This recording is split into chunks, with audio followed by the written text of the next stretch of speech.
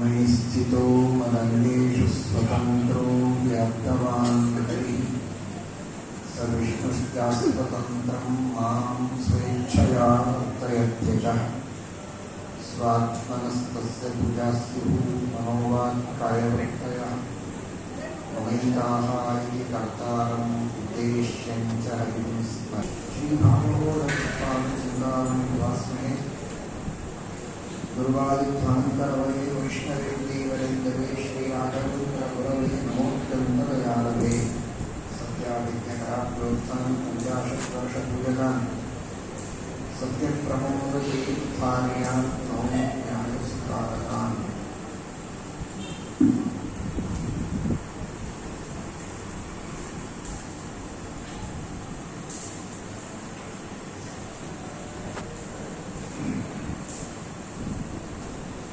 ಅನಂತ ಪದ್ಮನಾಭದೇವರ ಮುಖ್ಯ ಪ್ರಾಣದೇವರ ರಘುತ್ತಮ ತೀರ್ಥ ಶ್ರೀಪಾದಂಗಳವರ ರಾಘವೇಂದ್ರ ತೀರ್ಥ ಶ್ರೀಪಾದಂಗಳವರ ಸನ್ನಿಧಾನದಲ್ಲಿ ಅವರ ಸಂದೇಶವನ್ನು ತಿಳಿದು ಜೀವನದಲ್ಲಿ ಅನುಷ್ಠಾನ ಮಾಡುವ ಪ್ರಯತ್ನವನ್ನು ನಾವೆಲ್ಲ ಮಾಡಬೇಕು. ಅನಂತ ಪದ್ಮನಾಭ ದೇವರು ತಮ್ಮ ನಾಭಿಯಿಂದ ಕಮಲವನ್ನು ಸೃಷ್ಟಿ ಮಾಡಿ ಆ ಕಮಲದಿಂದ ಬ್ರಹ್ಮಾಂಡದ ಸೃಷ್ಟಿಯನ್ನು ಮಾಡಿದಂತಹ ಮಹಾನುಭಾವ. ಅನೇಕ ಜನ ಅನಂತ ಪದ್ಮನಾಭ ದೇವರ ಚಿತ್ರವನ್ನು ನೋಡಿದರೆ, ಆ ಫೋಟೋ ನೋಡಿದರೆ ನಾಭಿಯಿಂದ ಕಮಲ ಬಂದದ್ದು ಕಾಣಿಸ್ತದೆ. ಹಾಗಾದರೆ ಯಾವುದೋ ಸರೋವರದಲ್ಲಿರುವ ಒಂದು ಕಮಲವನ್ನು ತಗೊಂಡು ನಾಭಿಗೆ ಪರಮಾತ್ಮ ಅಂಟಿಸಿಕೊಂಡಿದ್ದಾನೆ, ಕವಿಕಾಲ ಚಿಂತಿಕೊಂಡಿರ್ತಾರೆ. ಇದಲ್ಲ, ಸಾಮಾನ್ಯವಾದ ಯಾವುದೋ ಒಂದು ಕಮಲವನ್ನು ನಾಭಿಗೆ ಹಚ್ಚಿಕೊಂಡದ್ದಲ್ಲ. ಪರಮಾತ್ಮನ ಉದರದಿಂದಲೇ ಬಂದ ಕಮಲ, ನಾಭಿಯಿಂದಲೇ ಬಂದ ಕಮಲ. ಕಮಲ ಬರಬೇಕಾದ್ರೆ ಹೊಟ್ಟೆಯಲ್ಲಿ ನೀರಿರಬೇಕಲ್ಲ, ನೀರಿದ್ರೆ ಕಮಲ ಬರ್ತದೆ. ಕಮಲ ಹೇಗೆ ಬರೋದು? ನೀರಿದ್ರೆ ಕಮಲ ಬರುತ್ತೆ, ನೀರಿದೆ ಹೊಟ್ಟೆಯಲ್ಲಿ. ಪರಮಾತ್ಮನ ಗರ್ಭದಲ್ಲಿಯೇ ಪರಮಾತ್ಮ ನೀರನ್ನು ಇಟ್ಟುಕೊಂಡಿದ್ದಾನೆ. ಆ ನೀರಿನಿಂದಲೇ ಕಮಲ ಬಂದದ್ದು. ಹೌದು, ಕಮಲ ಯಾವುದರಿಂದ ಬಂತು ಅಂತ. ಕಮಲ ಅಂದ್ರೆ ಅದು ಕೇವಲ ಸಾಮಾನ್ಯ ಕಮಲ ಅಲ್ಲ. ಪ್ರಳಯ ಕಾಲದಲ್ಲಿ ಪರಮಾತ್ಮ ತನ್ನ ಉದರದಲ್ಲಿ ಎಲ್ಲ ಜಗತ್ತನ್ನು ಹಾಕಿಕೊಂಡಿರ್ತಾನೆ. ಅದೆಲ್ಲ ಜಗತ್ತು ಸೂಕ್ಷ್ಮ ರೂಪದಲ್ಲಿ ಪರಮಾತ್ಮನ ಉದರದಲ್ಲಿ. ಆ ಜಗತ್ತನ್ನು ಉದರದಲ್ಲಿ ಇಟ್ಟುಕೊಂಡದ್ದನ್ನ ಪರಮಾತ್ಮ ಮತ್ತೆ ಪುನಃ ತನ್ನ ಉದರದಿಂದ ಹೊರಗೆ ತೆರೀತಾನಲ್ಲ, ಆಗ ಅದು ಪದ್ಮದ ರೂಪದಲ್ಲಿ ಹೊರಗೆ ಬಂತು. ಅದು ಸಾಮಾನ್ಯ ಕಮಲ ಅಲ್ಲ, ದೊಡ್ಡದಾದ ಕಮಲ. ಆ ಕಮಲದ ಒಂದೊಂದು ದಳಗಳಿಂದಲೇ ಒಂದೊಂದು ಲೋಕಗಳ ನಿರ್ಮಾಣವಾಗ್ತದೆ. 14 ಲೋಕಗಳ ನಿರ್ಮಾಣವನ್ನು ಆ ಕಮಲದಿಂದ ಪರಮಾತ್ಮ ಮಾಡ್ತಾರೆ. ಇಂತಹ ದೊಡ್ಡ ಕಮಲ. ಹಾಗಾದರೆ ಆ ಪಂಚಭೂತಾತ್ಮಕವಾದ ಕಮಲ, ಆ ಪಂಚಭೂತಗಳಿಂದ ನಿರ್ಮಾಣವಾಗುವ ಈ 14 ಲೋಕಗಳಿಗೂ ಮೂಲ ಕಾರಣವಾದಂತಹ ಮಟೀರಿಯಲ್ ಕಾಸ್ ಆಗಿರುವಂತಹ ಕಮಲ. ಅಂತಹ ಕಮಲವನ್ನು ಸೃಷ್ಟಿ ಮಾಡಿ ಆ ಕಮಲದಲ್ಲಿ ಬ್ರಹ್ಮದೇವರನ್ನು ದೇವರು ಸೃಷ್ಟಿ ಮಾಡಿದ್ದಾನೆ. ಅಂದ್ರೆ ಪದ್ಮನಾಭ ದೇವರು ಅಂದ್ರೆ ಇಡೀ ಜಗತ್ತಿಗೆ ಕಾರಣನಾದ ದೇವರು ಅಂತ ಅರ್ಥ. ತನ್ನ ನಾಭಿಗೆ ಕಮಲವನ್ನು ಇಟ್ಟುಕೊಂಡ ದೇವರು ಅಂತ ತಿಳ್ಕೋಬೇಡಿ. ಆ ನಾಭಿಯಿಂದ ಕಮಲವನ್ನ ಸೃಷ್ಟಿ ಮಾಡಿ ಕಮಲದಿಂದ ಇಡೀ ಜಗತ್ತನ್ನ ಸೃಷ್ಟಿ ಮಾಡಿದವನು ಪರಮಾತ್ಮ ಅಂತ ನಾವು ತಿಳಿದುಕೊಳ್ಳಬೇಕು.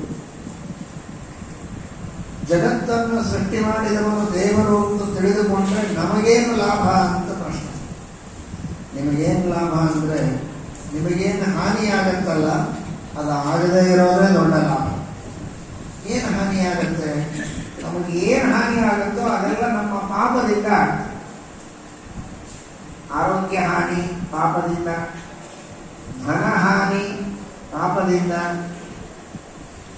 ಪ್ರೀತಿ ವಿಶ್ವಾಸಗಳ ಹಾನಿ ಪಾಪದಿಂದ.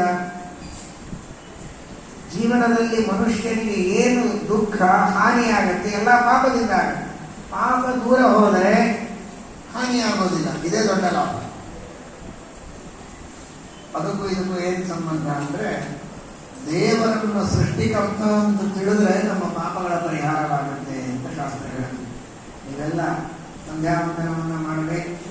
ಅನೇಕ ಜನ ಮಾಡುವವರು ಇದ್ದೀರಿ, ಮಾಡದೇ ಇದ್ದವರು ಮಾಡಲೇಬೇಕು. ಸಂಧ್ಯಾವಂದನ ಮಾಡದೇ ಇರಬಾರದು. ಸಂಧ್ಯಾವಂದನದಲ್ಲಿ ಅಘಮರ್ಷಣ ಸೂಕ್ತ ಅಂತ ಸ್ವತಂತ್ರ ಸತ್ಯಂಚಾಭೀತ ತಪಸೋಧ್ಯಕಾಯ. ಇದು ಯಾಕೆ ಸೂಕ್ತವನ್ನ ಪಠನ ಮಾಡೋದು? ಅಘಮರ್ಷಣ ಸೂಕ್ತ. ಅಘ ಅಂದ್ರೆ ಪಾಪ, ಅಘಮರ್ಷಣ ಸೂಕ್ತ ಅಂದ್ರೆ ಪಾಪ ಪರಿಹಾರ ಮಾಡಿಕೊಳ್ಳುವುದಕ್ಕೆ ಪಠನ ಮಾಡುವ ಸೂಕ್ತ. ಆ ಸೂಕ್ತದಲ್ಲಿ ಏನು ಹೇಳಿದ್ದಾರೆ? ದೇವರನ್ನು ಸೃಷ್ಟಿಕರ್ತ ಅಂತ ಹೇಳಿದ್ದಾರೆ. ಎರಡನ್ನೂ ಲಿಂಕ್ ಮಾಡಿಕೊಳ್ಳಿ. ದೇವರನ್ನು ಸೃಷ್ಟಿಕರ್ತ ಅಂತ ತಿಳಿದುಕೊಂಡ್ರೆ ಅಘಮರ್ಷಣ ಪಾಪಗಳ ಪರಿಹಾರವಾಗುತ್ತೆ.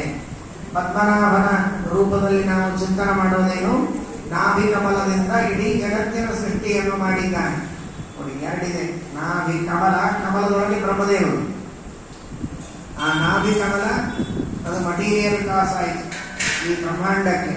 ಒಳಗೆ ಕುಳಿತ ಬ್ರಹ್ಮದೇವರು ಆ ಜಗತ್ತಿನ ಸೃಷ್ಟಿಯನ್ನು ಮಾಡುವ ಒಬ್ಬ ಕರ್ತೃ ಪುರುಷ. ಇಬ್ಬರನ್ನೂ ದೇವರು ತನ್ನ ನಾಭಿಯಿಂದ ಸೃಷ್ಟಿ ಮಾಡಿದ್ದಾನೆ. ಇದನ್ನು ಚಿಂತನೆ ಮಾಡಿದರೆ ಎಲ್ಲ ಪಾಪಗಳ ಪರಿಹಾರವಾಗುತ್ತೆ. ಪಾಪಗಳ ಪರಿಹಾರವಾದರೆ ನಮ್ಮ ಕಷ್ಟಗಳೆಲ್ಲ ದೂರ ಆಗ್ತದೆ. ಹಾಗಾದರೆ ಅದೇ ಒಂದು ದೊಡ್ಡದಾದ ಲಾಭ ಆ ಅನಂತ ಪದ್ಮನಾಭನ ಚಿಂತನವನ್ನು ಮಾಡಿದಾಗ ನಮಗೆ ಬರುತ್ತದೆ. ಆ ದೃಷ್ಟಿಯಲ್ಲಿ ಪರಮಾತ್ಮನ ಚಿಂತನವನ್ನು ಮಾಡಬೇಕು. ಇನ್ನೊಂದು, ಅನಂತ ಪದ್ಮನಾಭನಿಗೆ ನಾವೇನು ಪ್ರಾರ್ಥನೆ ಮಾಡಬೇಕು ಅಂದರೆ, ಯಾವ ಸಜ್ಜನರಿಗೆ ಒಳ್ಳೆಯದಾದರೆ ಸಂತೋಷ ಪಡಬೇಕು. ಕೆಲವರಿಗೆಲ್ಲ ಇನ್ನೊಬ್ಬರಿಗೆ ಒಳ್ಳೆಯದಾದದ್ದನ್ನು ನೋಡಿದರೆ ದುಃಖ ಆಗುತ್ತೆ. ಹೊಟ್ಟೆ ಉರಿಯುತ್ತ, ಹೊಟ್ಟೆ ಉರಿಯುತ್ತೆ. ಯಾಕೆಂದ್ರೆ ತನ್ನೊಬ್ಬರಿಗೆ ಸುಖ ಇರಬೇಕು, ಬೇರೆಯವರಿಗೆ ಸುಖ ಆಗಬಾರದು ಅಂತ. ತನ್ನ ಮಗ ಮಾತ್ರ ಡಿಸ್ಟಿಂಕ್ಷನ್ ಅಲ್ಲಿ ಪಾಸ್ ಆಗ್ತಾನೆ, ಪಕ್ಕದ ಮನೆಯವರು ಅವನು ಪಾಸ್ ಆಗಬಾರದು, ಫೇಲ್ ಆಗಬೇಕು ಅಂತ. ಈ ತರಹ ದುರ್ಬುದ್ಧಿ ಇರುತ್ತೆ. ಅದೆಲ್ಲ ಇರಬಾರದು. ನನ್ನ ಮಗನಿಗೆ ಒಳ್ಳೆಯದಾಗಬೇಕು ಅಂತ ಅವಶ್ಯ ಅಪೇಕ್ಷೆ ಪಡಬಹುದು. ಇನ್ನೊಬ್ಬರಿಗೆ ಕೆಟ್ಟದಾಗಬೇಕು ಅಂತ ಅಪೇಕ್ಷೆ ಪಡಬಹುದು. ಅವರಿಗೂ ಒಳ್ಳೆಯದಾಗಲಿ ಅಂತ ಅಪೇಕ್ಷೆ ಪಡಬೇಕು. ಇನ್ನೊಬ್ಬರ ಸುಖವನ್ನು ನೋಡಿ ಸಂತೋಷ ಪಡಬೇಕೆ ಹೊರತು ಹೊಟ್ಟೆ ಉರಿ ಇರಬಾರದು. ಹಾಗಾದರೆ ಭಗವಂತ ಹೇಗಿದ್ದಾನೆ? ಭಗವಂತನಿಗೆ ಜಗತ್ತಿನೊಳಗೆ ಯಾರಾದರೂ ಸುಖವಾಗಿದ್ದರೆ, ಸಂತೋಷವಾಗಿದ್ದರೆ ಹೊಟ್ಟೆ ಉರಿತದ? ಹೊಟ್ಟೆ ಉರಿಯೋದಿಲ್ಲ. ಅವನೇ ಸುಖ ಕೊಡೋದು ಎಲ್ಲರಿಗೂ. ಅವನಿಗೆ ಹೊಟ್ಟೆ ಉರಿಯೋದು. ಅವನಿಗೆ ಯಾರನ್ನ ನೋಡಿದ್ರೂ ಹೊಟ್ಟೆ ಉರಿಯೋದಿಲ್ಲ, ಸಂತೋಷವಾಗಿರ್ತಾನೆ ದೇವರು. ದೇವರಿಗೆ ಹೊಟ್ಟೆ ಉರಿಯೋದಿಲ್ಲ ಅಂತ ಹೇಗೆ ಗೊತ್ತಾಯಿತು? ಹೊಟ್ಟೆ ಉರಿತಾ ಇದ್ರೆ ಹೊಟ್ಟೆಯಲ್ಲಿ ನೀರು ಹೇಗಿರ್ತಾ ಇತ್ತು? ನೀರಿಲ್ಲದೆ ಇದ್ರೆ ಕಮಲ ಹೇಗೆ ಹೊರಗೆ ಬರ್ತಾ ಇತ್ತು? ಕಮಲ ಬಂದಿದೆ ಅಂದ್ರೆ ನೀರಿದೆ, ನೀರಿದೆ ಅಂದ್ರೆ ಉರಿ ಇಲ್ಲ, ಸಮಾಧಾನ ಇದೆ. ಯಾವಾಗಲೂ ನಮ್ಮೆಲ್ಲರನ್ನು ನೋಡಿ ಪ್ರೀತಿ ಮಾಡ್ತಾನೆ. ಸಮಾಧಾನದಿಂದ ದೇವರು ಸಂತೋಷವಾಗಿರ್ತಾನೆ. ನಾವು ದೇವರಲ್ಲಿ ಪ್ರಾರ್ಥನೆ ಮಾಡಬೇಕಾದದ್ದು ನಮಗೂ ಅಂತಹ ಗುಣವನ್ನು ಕೊಟ್ಟು, ಜ್ಞಾನ ಭಕ್ತಿ ವೈರಾಗ್ಯಗಳನ್ನು ಕೊಟ್ಟು ಸಾಧನೆಯನ್ನು ಮಾಡಿಸು ಅಂತ ದೇವರಲ್ಲಿ, ಮುಖ್ಯ ಪ್ರಾಣ ದೇವರಲ್ಲಿ ಪ್ರಾರ್ಥನೆ ಮಾಡಬೇಕು. ಅವರಲ್ಲಿ ನಾವು ಪ್ರಾರ್ಥನೆ ಮಾಡೋದಕ್ಕೆ ಯೋಗ್ಯತೆ ಇಲ್ಲ. ರಘುತ್ತಮ ತೀರ್ಥರು, ರಾಘವೇಂದ್ರ ತೀರ್ಥರಂತಹ ಮಹಾನುಭಾವರಲ್ಲಿ ನಾವು ಪ್ರಾರ್ಥನೆ ಮಾಡಿ ಅವರ ದ್ವಾರ ಪರಮಾತ್ಮನಿಗೆ ಪ್ರಾರ್ಥನೆ ಮಾಡಿದರೆ ದೇವರು ನಮಗೆ ಅನುಗ್ರಹ ಮಾಡುತ್ತಾನೆ.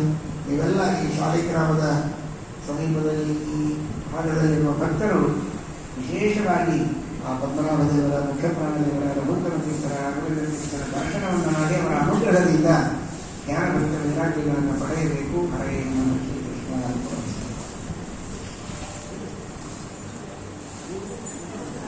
ಎಲ್ಲರೂ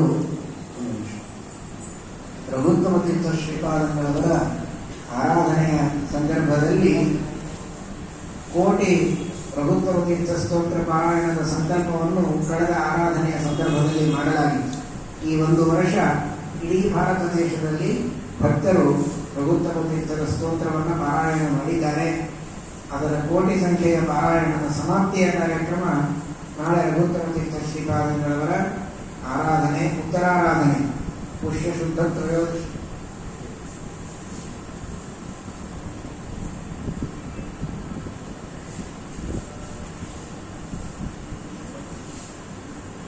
ತ್ರಯೋದಶಿ 1ನೇ ತಾರೀಕು ಜನವರಿ 1 ತ್ರಯೋದಶಿಯ ದಿನ ಆ ಸಮರ್ಪಣೆ ಕಾರ್ಯಕ್ರಮ ಇರುತ್ತದೆ.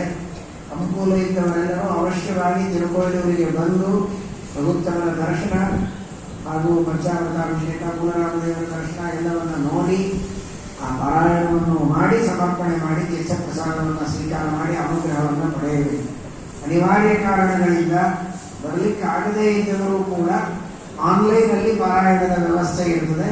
ಆನ್ಲೈನಲ್ಲಿ ಪಾರಾಯಣಕ್ಕೆ ಜಾಯಿನ್ ಆಗಿ ಪಾರಾಯಣವನ್ನು ಮಾಡಿ ಆ ಸಮರ್ಪಣೆಯನ್ನು ಮಾಡಬೇಕು. ಆ ದಿನ ಅಲ್ಲಿದ್ದವರು ಇಲ್ಲಿಯೇ ಪಾರಾಯಣವನ್ನು ಮಾಡಿ ರಘುತ್ತಮರ ದರ್ಶನ ಪ್ರಸಾದವನ್ನು ತೆಗೆದುಕೊಂಡು ಎಲ್ಲರೂ ಹೋಗಬೇಕು. ಈ ಒಂದು ವಿಶೇಷವಾದ ಸೇವೆಯಿಂದ ರಘುತ್ತಮರ ಅನುಗ್ರಹದಿಂದ ಪ್ರಣವತ್ ಕಾಮಧೇನುಂಚ ಭಜತ್ಸುರತರೂಪಂ ಶ್ರೀಭಾವಬೋಧಕೃತ್ವಾದ ಚಿಂತಾಮಣಿ ಉಪಾಸನೆ. ಕಾಮಧೇನು ಕಲ್ಪವೃಕ್ಷ ಚಿಂತಾಮಣಿಗಳಂತೆ ಇದ್ದ ಮಹಾನುಭಾವರ ಅನುಗ್ರಹದಿಂದ ಎಲ್ಲ ಇಷ್ಟಾರ್ಥಗಳನ್ನು ಪಡೆದುಕೊಂಡು ಎಲ್ಲ ಕಷ್ಟಗಳನ್ನು ಪರಿಹಾರ ಮಾಡಿಕೊಂಡು ವಿಶೇಷವಾಗಿ ಪರಿವಾರಗಳ ಅನುಗ್ರಹಕ್ಕೆ ಎಲ್ಲರೂ ಪಾತ್ರರಾಗಿದ್ದಾರೆ.